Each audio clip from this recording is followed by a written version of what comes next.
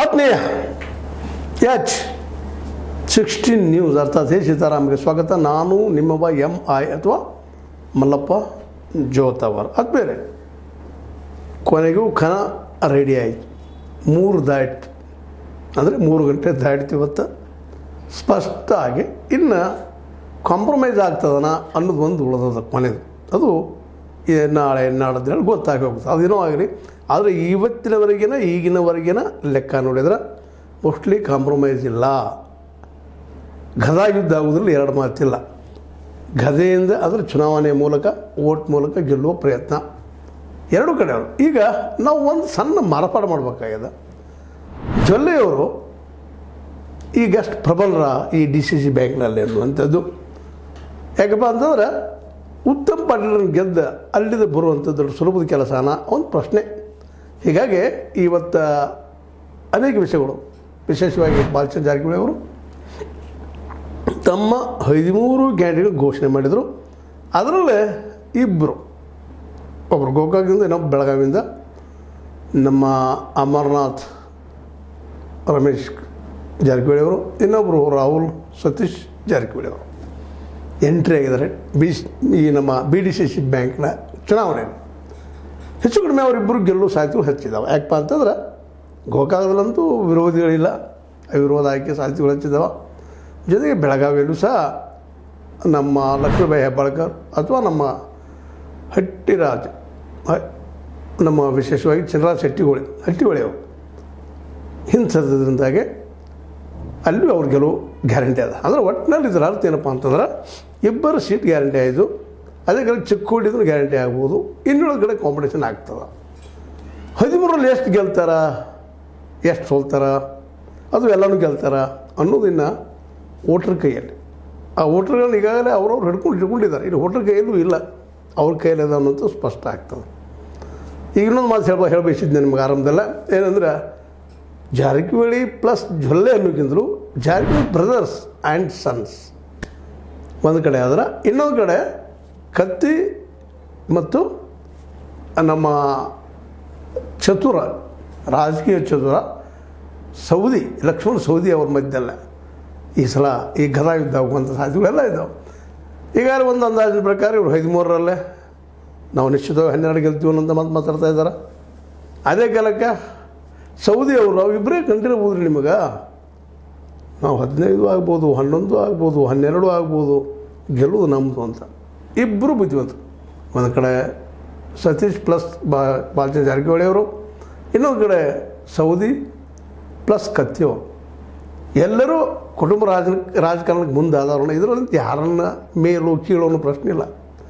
ಈ ಒಟ್ಟಾರೆಯಾಗಿ ಕದನ ಏನಾಯ್ತಪ್ಪ ಅಂದ್ರೆ ಲಾಸ್ಟಿಗೆ ಬಂದು ಕುಟುಂಬಗಳ ಮಧ್ಯದಲ್ಲಿ DCC ಬ್ಯಾಂಕ್ ಕದನಾಗಿ ನಿಂತದೆ. ಸ್ವತಂತ್ರವಾದ ಮೀಡಿಯಾಗೆ ಬೇಕಾಗಿರುವುದು ಸ್ವತಂತ್ರ ಧ್ವನಿ. ಆ ಸ್ವತಂತ್ರ ಧ್ವನಿ ಉಳಿಸಲು ನೀವು ಮಾಡಬೇಕಾದದ್ದು ಇಷ್ಟೇ. ಅದೇನಪ್ಪಾ ಅಂತಂತಂದ್ರೆ ನಿಮ್ಮ ಕೈಲಾದಷ್ಟು ಸಹಾಯ ಈ ಚಾನಲ್ಗೆ ಮಾಡಿ ಹಾಗೂ ನಿಮ್ಮ ಧ್ವನಿಯನ್ನು ಕಾಪಾಡಿಕೊಳ್ಳಿ. ಇನ್ನು ಇದನ್ನು ಯಾರು ಗೆಲ್ತಾರ, ಯಾರು ಸೋಲ್ತಾರ ಅನ್ನೋದನ್ನ ಈಗಲೇ ಹೇಳಿಕ್ಕಾಗೋದಿಲ್ಲ.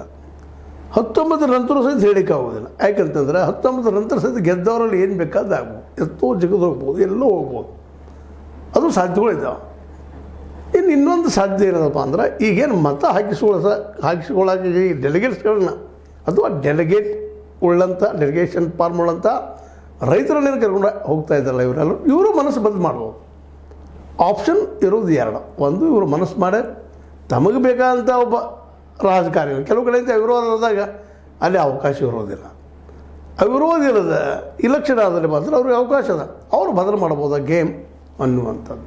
ಅದು ಬಹಳ ಕಡಿಮೆ. ಯಾಕಂದ್ರೆ ನಮ್ಮ ರೈತ ಸಮುದಾಯದಲ್ಲ ವಿಶೇಷವಾಗಿ ಬಡತನ ಇರೋದರಿಂದಾಗಿ, ಕಲಿಕೆ ಅದು ಶಿಕ್ಷಣ ಕಡಿಮೆ ಇರೋದರಿಂದಾಗಿ ಯಾರು ಒಳ್ಳೆಯವರು ಯಾರು ಕೆಟ್ಟವರು ಅನ್ನೋದಿಲ್ಲ. ಕಷ್ಟದ ಸಮಯದಲ್ಲೇ ತಮಗೆ ಯಾರು ಒಂದಿಷ್ಟು ಹೆಲ್ಪ್ ಮಾಡಿರ್ತಾರಲ್ಲ ಅವ್ರ ಬಗ್ಗೆ ಒಂದಿಷ್ಟು ದೊಡ್ಡ ಮನಸ್ಸಿರ್ತದೆ ರೈತಂದು.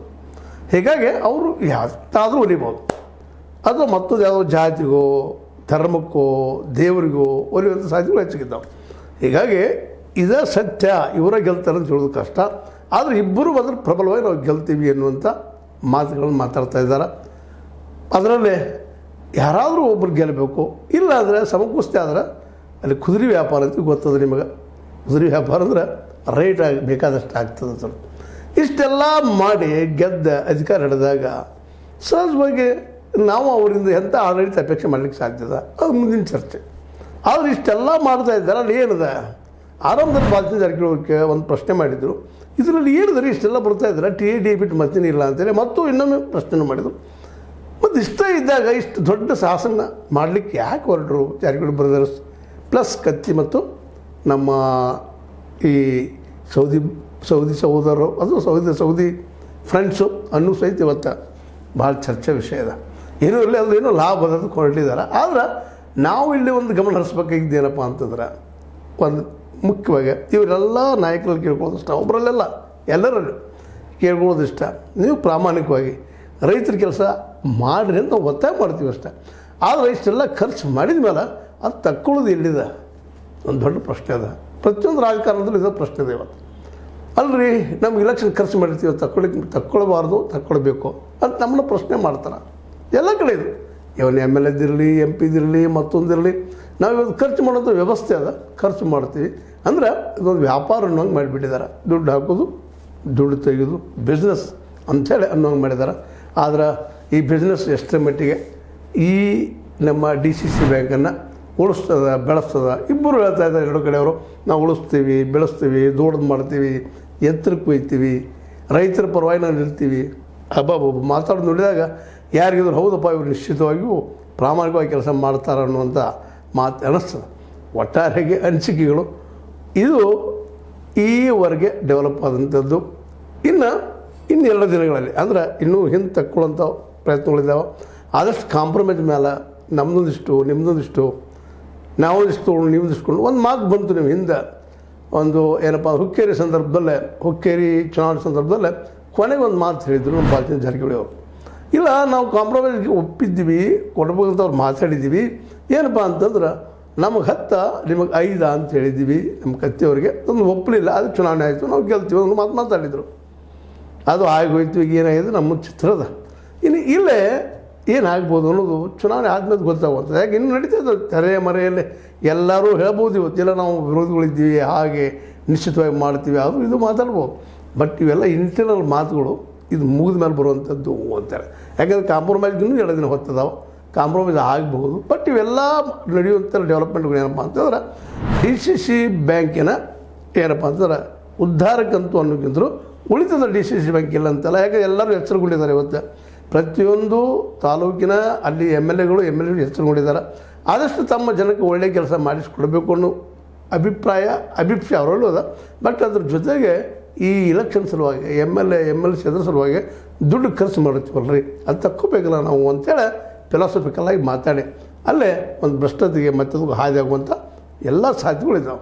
ಹೀಗಾಗಿ ಈ ಒಂದು ಯಾವುದೇ ಬಾಡಿ ಬಂದರೂ ಒಂದು ಪ್ರಾಮಾಣಿಕವಾದ ಭ್ರಷ್ಟತೆ ರಹಿತವಾದಂಥ ಒಂದು ಆಡಳಿತ ಕೊಡ್ತಾರು ಅಂತ ಹೇಳಕ್ಕೆ ಆಗೋದಿಲ್ಲ. ಯಾಕಂದರೆ ಈ ಹಿಂದೂ DCC ಬ್ಯಾಂಕ್ ಮೇಲೆ ಆರೋಪಗಳಿದ್ದಾವೆ. ಯಾಕಂದರೆ ಅವತ್ತಿನ ಕ್ಲರ್ಕ್ ಪೋಸ್ಟ್ ಆಗಲಿ ಯಾವುದೇ ಪೋಸ್ಟ್ ಆಗಲಿ ಅಂತ ತೊಗೊಳ್ಳೋ ಮುಂದೆ 20 ಲಕ್ಷ 30 ಲಕ್ಷ ಅಷ್ಟು ಇಷ್ಟು ಕೊಟ್ಟೊಳಗೆ ಹೋಗಿದ್ವಿ ಅಂತ ಹೇಳಿದವರು ಸಾಕಷ್ಟು ಜನ ಇದ್ದಾರೆ. ಇದು ಮುಂದುವರಿಯುವಂಥ ಸಾಧ್ಯತೆಗಳು ಹೆಚ್ಚದ ವಿನಃ ಅಲ್ಲಿ ಭ್ರಷ್ಟತೆ ರಹಿತವಾದಂಥ ಆಡಳಿತ ಕೊಡಲಿಕ್ಕೆ ಹೋದ್ರೆ ಯಾರಿಗಾದರೂ ಕಷ್ಟ. ಯಾಕೆಂದರೆ ಅವ್ರ ಮನಸ್ಸಲ್ಲಿ ಇರ್ಬೋದು ನಾವು ಪ್ರಾಮಾಣಿಕ ಇರ್ಬೇಕು ಅಂತ. ಇವತ್ತು ನೋಡಿರಿ ಮೋದಿಯವರು ಮನಸ್ಸಿನದ ನಾವು ಪ್ರಾಮಾಣಿಕವಾಗಿ ಇರಬೇಕು, ಒಳ್ಳೆ ಆಡಳಿತ ಕೊಡಿಸ್ಬೇಕಂತೇಳಿ. ಬಟ್ ಇವರು ಪಾರ್ಟಿ ಫಂಡ್ ಕೊಟ್ಟಿರ್ತಾರಲ್ಲ, ಪಾರ್ಟಿ ಫಂಡ್ ಕೊಟ್ಟವ್ರ ಸಲುವಾಗಿ ಆದರೂ ಮೌನ ಆಗಬೇಕಾಗ್ತದೆ. ಅದು ಇದು ಹಂಗೆ ಆಗುವಂಥ ಪ್ರಸಂಗದ. ಯಾಕಂದರೆ ಇಲೆಕ್ಷನ್ ಸಲುವಾಗಿ ಎಲ್ಲೆಲ್ಲೋ ಕಿತ್ತು ಹಾಕಿರ್ತಾರೆ, ಯಾರು ಕೊಟ್ಟಿರ್ತಾರೆ, ಅವ್ರಿಗೆಲ್ಲ ಅನುಕೂಲ ಮಾಡಿಕೊಡ್ಬೇಕಾಗ್ತದೆ DCC ಬ್ಯಾಂಕನ್ನು. ಅಂಥ ಪ್ರಸಂಗ ಬಂದಾಗ ಅಪಾಯ ಆಗೋದು ಯಾರಿಗಪ್ಪ ಅಂದ್ರೆ ರೈತರಿದ್ದಂಥವ್ರು ಈ ದಿಸೆಯಲ್ಲಿ ಚಿಂತನೆ ಮಾಡಬೇಕು. ಓಟ್ ಆಗುವಂಥ ಅದರಲ್ಲೂ ರೈತ ಪರವಾಗಿ ಓಟ್ ಆಗುತ್ತಿರುವಂಥ ಡೆಲಿಗೇಟ್ ಫಾರ್ಮೇಟ್ಸ್ ಏನಿದಾರ, ಫಾರ್ಮ್ದಿಂದವ್ರು ಏನಿದಾರ ಅವರಿಂದ ಅದು ಎಚ್ಚರಣೆ ಮತ ಬಳಸಬೇಕು. ಯಾಕಂದ್ರೆ DCC ಬ್ಯಾಂಕ್ ಇವತ್ತು ಈ ಹಂತಕ್ಕೆ ಬಂದಿದ್ರೆ ಅದು ರೈತರ ಶ್ರಮ. ಇವತ್ತೇನಾದರೂ ಮೋದಿಯವರು 10 ಕಿಲೋ ಅಕ್ಕಿ ಅಥವಾ 5 ಕಿಲೋ ಅಕ್ಕಿ ಇಡೀ ದೇಶಕ್ಕೆ ಕೊಡ್ತಾಯಿದ್ರೆ ಅದು ರೈತರ ಶ್ರಮ ವಿನಃ ಮೋದಿಯವ್ರ ಶ್ರಮ ಅಲ್ಲ ಅನ್ನೋದು ನಾವು ತಿಳ್ಕೊಂಡು ಆ ದಿಶೆಯಲ್ಲಿ ರೈತರ ಹಣ ರೈತರಿಗೆ ಇರಲಿ, ಉಳಿಲಿ, ಜೊತೆಗೆ ರೈತರು ಒಟ್ಟು ಎಚ್ಚರ ಆಗಲಿ ಅಂತ ಈ ಒಂದು ಎಪಿಸೋಡ್ ತಮ್ಮ ಮುಂದಿಗೆ ಮಾಡ್ತಾಯಿದ್ದೀನಿ ಇದನ್ನು. ಯಾಕಂದ್ರೆ ಈ ಮೇಲಿನ ಹೇಳುವಂಥ ವಿಷಯ ಏನಪ್ಪ ಅಂದ್ರೆ ಮತದಾರರು ಎಚ್ಚರ ಆದರೆ ಮಾತ್ರ ಇಲ್ಲಿ ಪ್ರಗತಿ ಅಭಿವೃದ್ಧಿ. ಇಲ್ಲಾಂದ್ರೆ ಅಲ್ಲಿದಲ್ಲೇ ಸಾಲ ತೊಗೊಳ್ಳೋದು, ಸಾಲ ಮುಟ್ಸೋದು, ಮತ್ತು ಸಾಲ ತೊಗೊಳ್ಳೋದು, ಸಾಲ ಮುಟ್ಸೋದು, ಅದು ಮತ್ತು ಸಾಲ ಡೂಬು ಮಾಡುವಂಥ ಅನೇಕ ಘಟನೆಗಳು ನಾವು ನೋಡ್ತಾ ಇದ್ದೀವಿ. ಅದರಲ್ಲೂ DCC ಬ್ಯಾಂಕಿನ ಕಂಪ್ನಿಗಳಿಗೆ ಮತ್ತೆ ಅದಕ್ಕೂ ಉದ್ಯಮಿಗಳಿಗೆ ಸಾಲ ಕೊಡಿಸುವಂಥ ಪ್ರಯತ್ನಗಳು ಈ ಹಿಂದೆ ನಡೆದಿದ್ದಾವೆ ಈಗೂ ನಡೆಯೋ ಸಾಧ್ಯತೆಗಳಿದ್ದಾವೆ, ಇನ್ನು ಮುಂದೆ ನಡೆಯೋ ಸಾಧ್ಯತೆಗಳು ಹೆಚ್ಚಾಗಿದ್ದಾವೆ.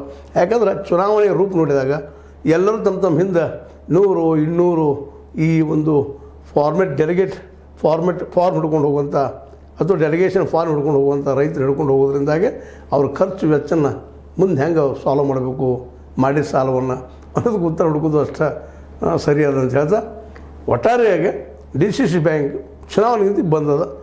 ಕೆಲವು ಅಷ್ಟೇ ಏನಾದರೂ ಅವಿರೋಧ ಆಗ್ಬೋದು, ಮೋಸ್ಟ್ಲಿ ಎಲ್ಲರೂ ಇಲ್ಲಿ ಚುನಾವಣೆ ಆಗ್ತದೆ ಅಂಥೇಳಿ ಇವತ್ತಿನ ಬಾಲಚಂದ್ರ ಜಾರಕಿಹೊಳಿ ಅವ್ರ ಮನಸ್ಸನ್ನು, ನಮ್ಮ ಏನಪ್ಪ ಅಂತಂದ್ರೆ ಸತೀಶ್ ಅವ್ರ ಮನಸ್ಸನ್ನು ಅಭ್ಯಾಸ ಮಾಡಿದಾಗ, ಜೊತೆಗೆ ನಮ್ಮ ಈ ಸೌದಿಯವ್ರ ಮನಸ್ಸನ್ನು ಅಭ್ಯಾಸ ಮಾಡಿದಾಗ, ಕತ್ತಿಯವರ ಮನಸ್ಸನ್ನು ಅಭ್ಯಾಸ ಮಾಡಿದಾಗ ಮೋಸ್ಟ್ ಪ್ರಾಬಬ್ಲಿ ಏನಪ್ಪ ಅಂತಂದ್ರೆ ಚುನಾವಣೆ ಆಗೋದು ಗ್ಯಾರಂಟಿ ಅಂತ ಅನ್ನಿಸ್ತದೆ. ಆಗಲಿ, ಚುನಾವಣೆ ಭಾಳ ಮಹತ್ವದ ಅಂತ ಹೇಳ್ತಾ, ಏನಾದರೂ ಆಗಲಿ ರೈತ ಡೆಲಿಗೇಟ್ ಫಾರ್ಮ್ ಪಡೆದಂಥ ಮತದಾರ ಹೆಚ್ಚಿನ ಮತವನ್ನು ಬಳಸಲಿ ಅಂತ ಮತ್ತೊಂದು ಹೇಳ್ತಾ, ಇದು ಇವತ್ತಿನ ಡೆವಲಪ್ಮೆಂಟ್. ಮತ್ತು ಮುಂದಿನ ಡೆವಲಪ್ಮೆಂಟ್ಗಳು ಮತ್ತು ತಮ್ಮದೇ ಮಾತಾಡೋಣ ಅಂತ ಹೇಳ್ತಾ ಇಲ್ಲಿ ನನ್ನ ಮಾತು ಮುಗಿಸ್ತಾ ಇದ್ದೀನಿ. ವಂದನೆಗಳು. ಇದು H60 ನ್ಯೂಸ್ ಅರ್ಥಾತ್ ಸೀತಾರಾಮ್. ಇದು ಸತ್ಯದ ಕೈಗಂಡಿ. ವಂದನೆಗಳು.